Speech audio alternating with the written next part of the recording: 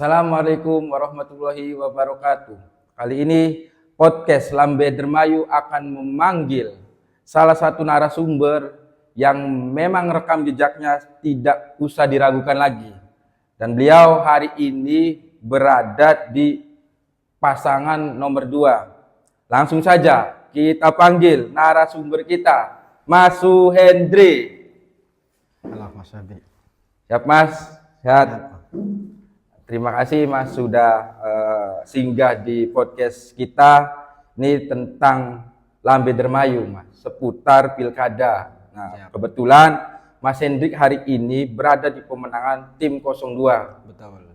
Nah, saya meminta nanti akan ada beberapa pertanyaan yang harus dijawab tegas dan lantang oleh Mas Hendrik, seperti yang Mas Hendrik live di TikTok. Siap.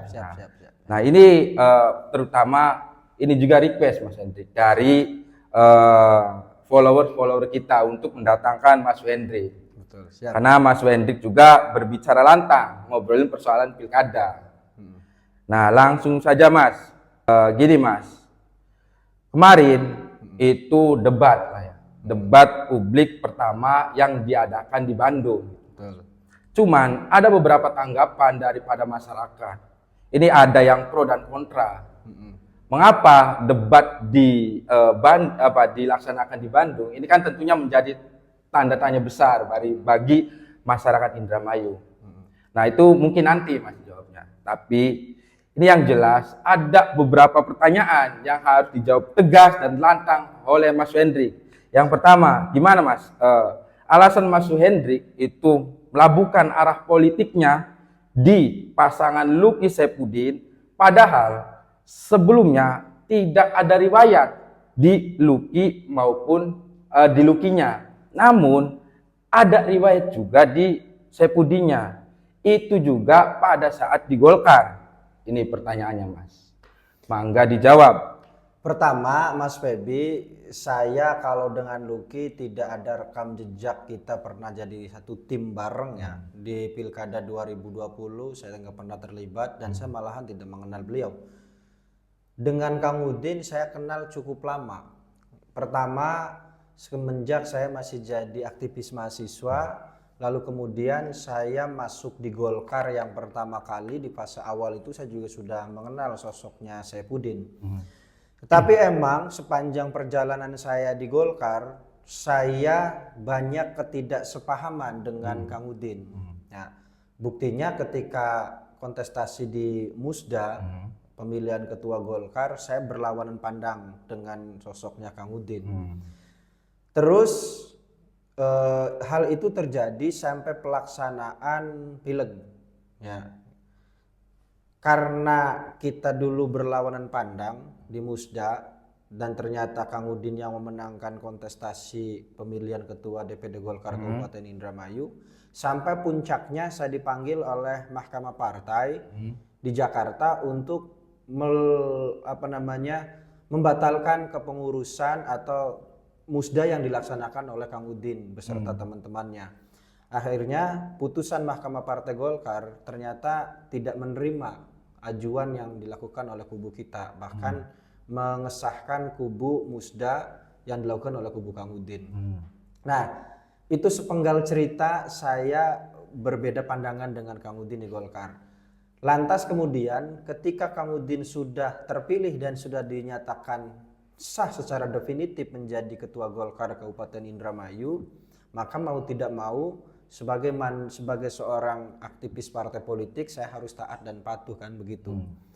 Nah, puncaknya itu Mas begini, pasca Pilkada 2024 beliau mencalonkan diri di Dewan Provinsi Jawa Barat, saya diperintahkan oleh partai untuk mencalonkan diri di legislatif di daerah pilihan 3. Saya gagal di tahun ini. Ya, di Pileg 2024 beliau pun gagal di Pileg 2024. Akhirnya kita ketemu satu frekuensi, dia gagal, saya gagal. Nah, ketika itu saya masih ingat betul Mas Febi, saya diminta pandangan berkaitan tentang Pilkada Indramayu. Saya juga kaget. Artinya kaget dalam arti begini, Kang Udin itu secara secara kapasitas dia pengalamannya jauh di atas saya, rekam jejak politiknya juga lebih panjang beliau dibanding saya. Tapi satu ketika entah nggak ada angin, nggak ada hujan, dia meminta pandangan ke saya, Mas Hendrik, gimana pilkada Indramayu ini? Ya menurut Mas Hendrik gimana? Saya awalnya kaget, Mas. Awalnya kaget. Tidak menyangka lah. Tidak menyangka lah sosok seorang Saipudin, politisi senior lah ya di internal Golkar, menanyakan pandangan berkaitan pilkada Indramayu. Saya jawab juga sebenarnya awalnya berdasarkan asumsi sederhana saya. Saya ngomong ke Kang Udin, Kang, ketika ngobrolin pilkada Indramayu, ini Golkar bisa menang kalau kita menggait yang namanya Luki Hakim. Karena zaman itu ya, hanya 2 poros, Mas, yang selalu masuk lingkaran survei teratas. Satu Luki Hakim, yang kedua adalah Saipudin. Nomor 3 adalah Mas Daniel. Tetapi saya menyarankan Kang Udin, kalau Golkar pengen memenangkan kompetisi ini, maka mau tidak mau harus berada di dua kubu ini. Apakah ke kubunya Luki, apakah ke kubunya petahana Ibu Nina. Tetapi saya secara pribadi lebih menyarankan, saya sih secara pribadi ngomong ke Kang Udin, saya lebih bersepakat Kang Udin gait Luki. Itu belum ada bahasan siapa bupatinya, siapa wakil bupatinya. Kita hanya mengandai-andai pilkada kalau pengen menang ya paketannya Luki. 2 orang ini.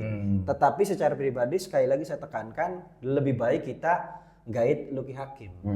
Karena rekam jejaknya Ibu Nina kita sudah semua tahu.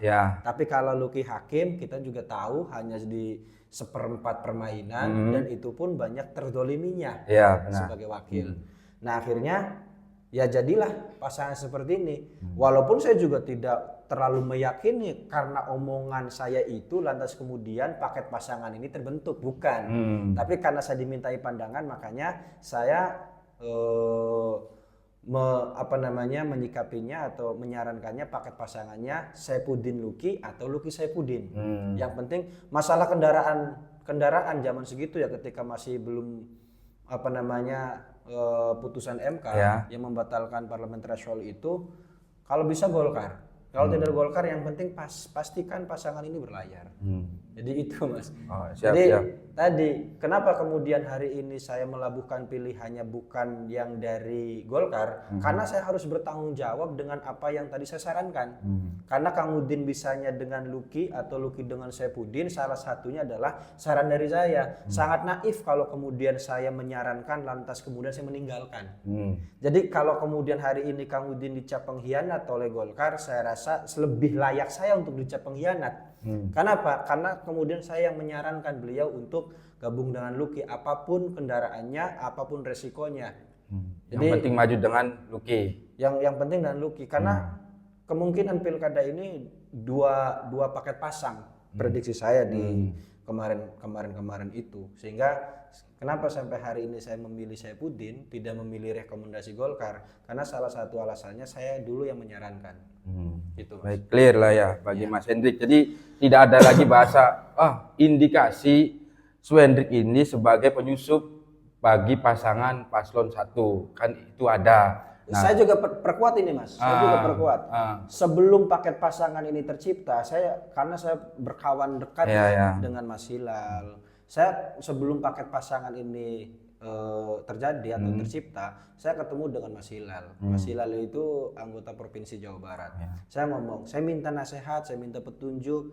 Mas Hilal ngomong ke saya masih ingat betul, bro, coba jangan jadi aktivis sekarang, tapi jadilah politisi. Sehingga atas dasar nasihat itu, insting politik saya, ketika saya melihat jangkauan pilkada 2024, maka pendekatan saya bukan lagi pendekatan aktivis mahasiswa, tetapi aktivis politik, ya kan, aktivis partai politik. Sehingga maka saya kedepankan sudut pandang itu, maka terciptalah saran-saran yang seperti tadi saya ciptakan. Dan kedua, saya juga pernah ketemu dengan Mas Daniel yang sekarang jadi PLT Ketua DPD Golkar, tepatnya di Hospes. Kala itu saya, Mas Daniel dengan Carkaya. Saya ngobrol banyak dengan Mas Daniel, saya juga masih hormat sama beliau. Saya juga sudah ngomong sama Mas Daniel. Ketika beliau menanyakan, "Dek, kamu sedang sibuk apa?"